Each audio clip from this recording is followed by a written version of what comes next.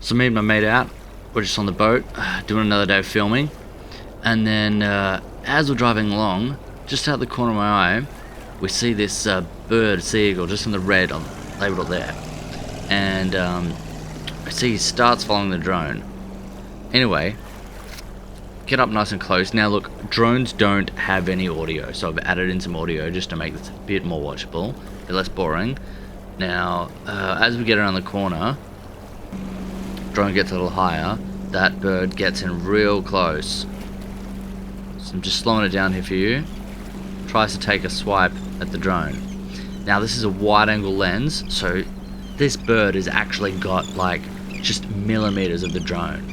And you can see him there just staring at, I don't know what he's thinking. But close call. So I kind of freak out. I thought, fuck, I'm going to lose this drone. So I quickly try to get the drone back to the boat as possible.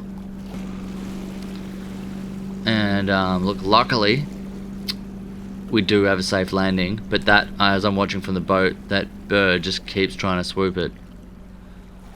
Many people lost drones this way. It's safe and cool, bro.